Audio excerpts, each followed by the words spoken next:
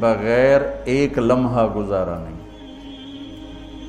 سارا دن پانی نہیں پیتے ہیں نا، اب میں بیان میں پانی پی رہا ہوں، لیکن 16 گھنٹے تو گزارے ہیں نا، پانی نہیں پیا، کھانا نہیں کھایا۔ 16 سیکنڈ لباس کے بغیر گزار سکتے ہیں؟ بولو۔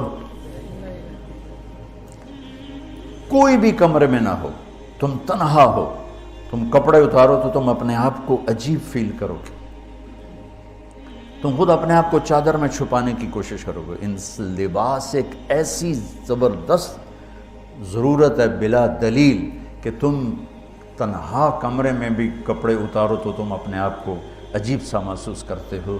اس سے پتہ چلا کہ بیوی کے بغیر کوئی زندگی نہیں ہے اور خامد کے بغیر عورت کی کوئی زندگی نہیں ہے۔ یہ ہمارا بدبخت معاشرہ ہندی کہ کسی بچی کو طلاق ہو جائے وہ گل سڑ کے مر جاتی، اس کی شادی نہیں ہوتی۔ کوئی جوان بچی بیوہ ہو جائے وہ سسک کے مر جاتی، اس کی شادی نہیں ہوتی۔ کوئی 40-50 سال کا ہو جائے مرد، اس کی بیوی مر جائے، کوئی اس کو لڑکی دینے کے لیے تیار کوئی نہیں۔ اور لباس کا لفظ بتاتا ہے کہ شادی کے بغیر انسان ننگا ہے، اور ننگے انسان کا کوئی کہیں بھی گزارا نہیں ہے۔ لفظ لباس بتاتا ہے کہ ہم اس چیز کو رواج دیں کہ شادیاں ہوں، بیوہ کی شادی ہو، مطلقہ کی شادی ہو، کوئی کس کی بیوی مر جاتی ہے۔ حضرت ابن مسعود کا فرمان ہے اگر میری موت میں 10 دن باقی ہوں تو بھی میں شادی کر لوں گا اگر میری بیوی مر جائے تو۔ ابو ہریرہ کہتے ہیں اگر میری زندگی میں 7 دن باقی ہوں اور میری بیوی مر جائے تو میں 1 ہفتہ بھی شادی کے بغیر نہیں رہوں گا، میں شادی کر لوں گا۔ تو ہم ایک ہندی معاشرے سے متاثر ہیں جہاں بیوہ کی کوئی سنوائی نہیں، مطلقہ کی کوئی سنوائی نہیں، اور کوئی جوان بھی 2-4 بچے ہیں اور بیوی مر جائے تو اس کی کوئی شادی نہیں ہے، وہ سسک کے وہ بلک کے زندگی گزارتے ہیں۔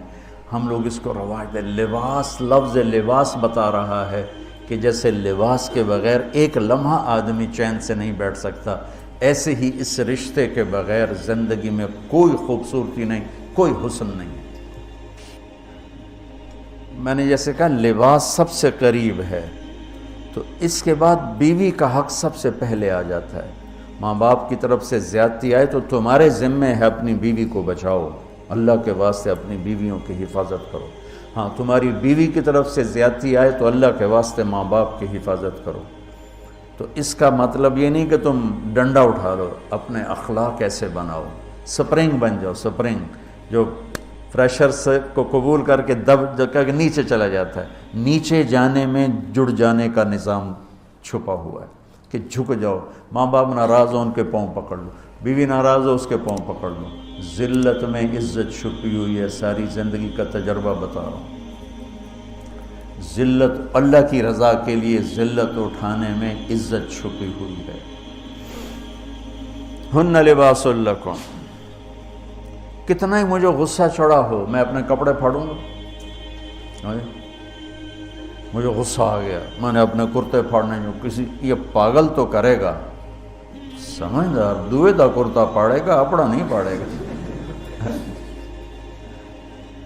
اب مجھے بیوی پہ غصہ چڑھ گیا تو میرا لباس ہے، اس کو تار تار کر دوں، گالیاں دوں، تھپڑ ماروں، تو ایسا ہی جیسے میں اپنے کرتے کو پھاڑ رہا اور اپنے کرتے کو تار تار کر رہا۔ بیوی کو غصہ چڑھے تو وہ اپنے کپڑے پھاڑتی ہیں۔ کپڑوں کے لیے کتنے حفاظتی نظام ہیں، الماریاں بنی ہوئی ہیں اور ہینگر بنے ہوئے ہیں، کریز خراب نہ ہو۔